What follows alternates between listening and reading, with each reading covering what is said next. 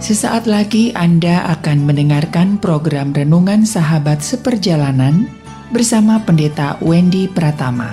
Selamat mendengarkan.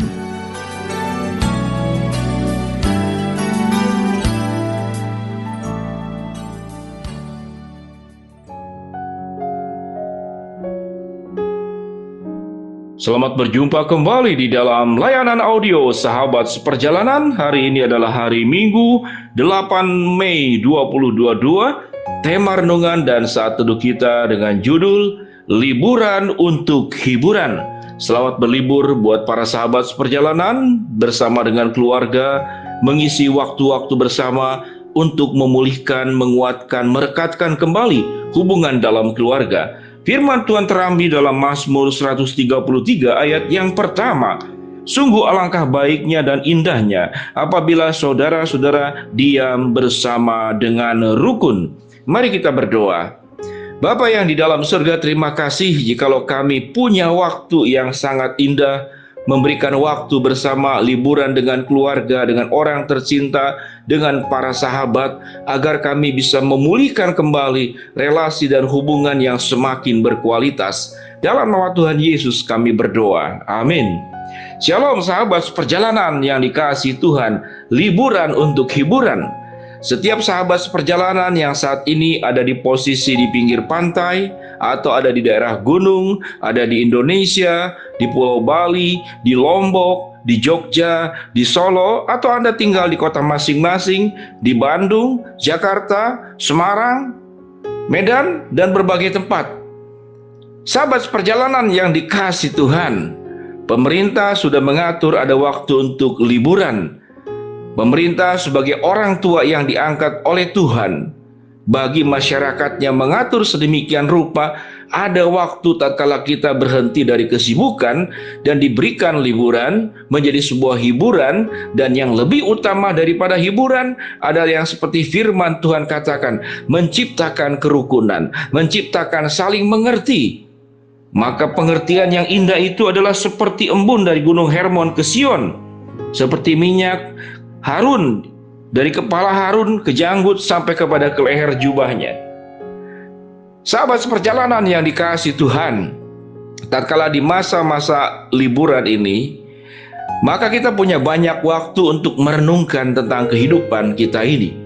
Kita telah dipacu oleh kehidupan dengan kecepatan, perjuangan, mencari segala sesuatu untuk kehidupan kita.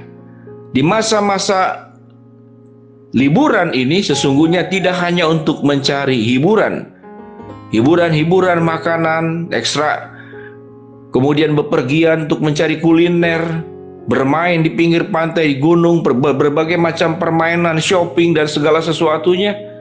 Namun sesungguhnya waktu liburan itu adalah masa yang paling penting untuk melakukan retreat, menarik diri dari kesibukan, kemudian menata ulang hidup agar kehidupan kita menjadi semakin baik. Tatkala kehidupan menjadi semakin baik di dalam segala aspek, maka itu adalah hiburan yang tertinggi.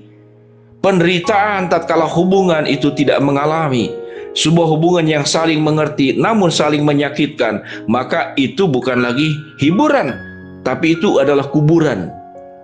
Kita dikubur sekalipun kita belum meninggal, itu namanya kuburan. Memperjuangkan relasi yang baik tentu berdasarkan kebenaran firman Allah. Apa itu yang firman Tuhan ajarkan? Sungguh alangkah baiknya dan indahnya apabila saudara-saudara hidup dan diam bersama dengan rukun. Persoalan kuburan yang terjadi dalam kehidupan kita sementara kita belum meninggal adalah tidak rukun. Kenapa sebuah rumah tangga, sebuah kehidupan yang tidak rukun itu menciptakan kuburan dalam kehidupan kita? Menciptakan hal yang menakutkan dalam kehidupan kita. Banyak faktor penyebabnya. Sikap egois, sikap mementingkan sendiri, sikap keras kepala, sikap sulit untuk menerima masukan, tidak mau berubah. Tatkala diminta berubah, saya kan orangnya begini dari dulu. Kalau kamu mau terima saja, kalau tidak mau ya sudah. Aku ya aku, kamu ya kamu. Maka itu adalah sikap keras kepala, sikap tegar tengkuk, sikap bebal, sebagaimana yang Tuhan peringatkan kepada bangsa Israel yang tegar tengkuk dan bebal. Hiburan yang tertinggi adalah kerukunan, bukan liburan. Liburan adalah salah satu sarana yang membuat kita dapatkan hiburan, namun hiburan tertinggi adalah kerukunan. Bagaimana hidup bisa menjadi rukun, sahabat seperjalanan yang dikasihi Tuhan? Belajar untuk menerima satu dengan yang lain dengan segala kelebihan dan kekurangannya. Tidak ada manusia yang sempurna. Tidak ada. Tatkala sahabat seperjalanan menganggap dia lebih banyak buruknya daripada aku, maka ilustrasi yang sangat sederhana sekali, ada 2 piring makanan. Makanan dua-duanya, yang satu adalah busuk semua, sudah busuk. Dan Anda itu tidak busuk, satu piring itu tidak busuk. Namun 1 sendok kebusukan itu dimasukkan ke dalam makanan dalam piring yang Anda akan makan. 1 sendok saja, sementara nasi ataupun makanan yang kita makan itu 1 piring tidak busuk.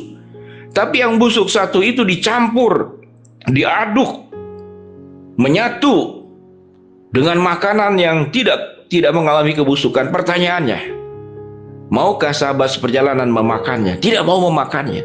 Busuk sedikit, busuk banyak, tetap busuk. Dosa banyak, dosa sedikit, tetap dosa. Dan di hadapan Tuhan tidak ada dosa besar dan dosa kecil. Kita semua adalah orang berdosa. Oleh sebab itu, belajar untuk saling menerima kelebihan dan kekurangannya. Kalau tentu dengan menerima bukan berarti membiarkan. Kita akan berjuang bagaimana menolong dia bisa berubah menjadi semakin baik. Dan tidak perlu merasa terluka. Sewaktu orang berbuat buruk kepada dirimu dan kau terasa terluka, maka engkau sedang melakukan keburukan buat dirimu sendiri. Orang sudah berbuat buruk kepada dirimu, dirimu sendiri melakukan keburukan dengan menyimpan kepahitan, kemarahan, luka hati, kebencian, tawar hati. Maka itulah kerukunan, belajar menerima. Dan biarlah memberikan ruang kepada setiap orang itu menjadi dirinya sendiri sebagaimana yang Tuhan inginkan. Hal-hal yang tidak prinsip jangan diributkan. Masalah pasta gigi, masalah odol, pijitnya dari bawah dulu, tengah dulu, atau atas dulu, toh pada akhirnya habis juga itu odol. Jangan diributkan hanya masalah warna pakaian. Jangan diributkan hanya karena makanan dengan rasa selera yang berbeda. Jangan diributkan karena berbeda hobi. Kalaupun ada hal yang prinsip yang dilanggar, maka doakanlah dan minta kuasa Tuhan yang merubah orang yang menyakiti kita. Tapi kalau kuasa kita, kemampuan kita merubah, yang ada adalah pertengkaran yang semakin dahsyat.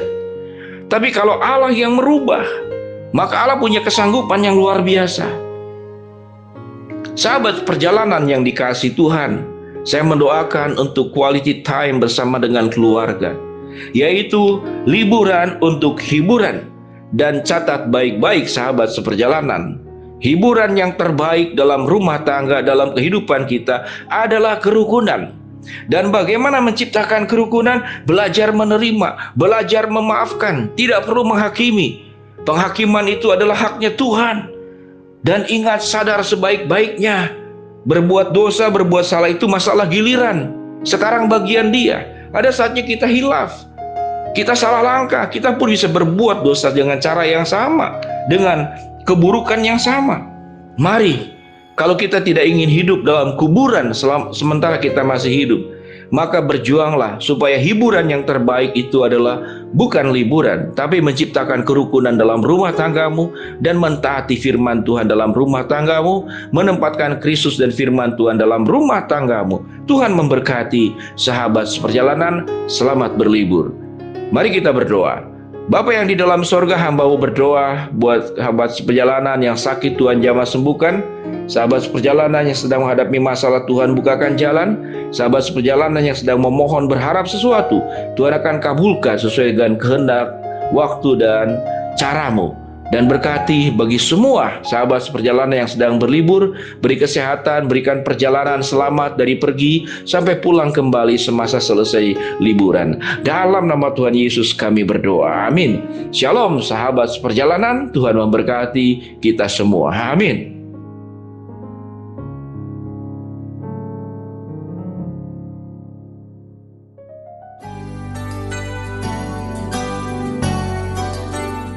Anda baru saja mendengarkan program Renungan Sahabat Seperjalanan bersama Pendeta Wendy Pratama. Terima kasih atas perhatian Anda. Tuhan Yesus memberkati.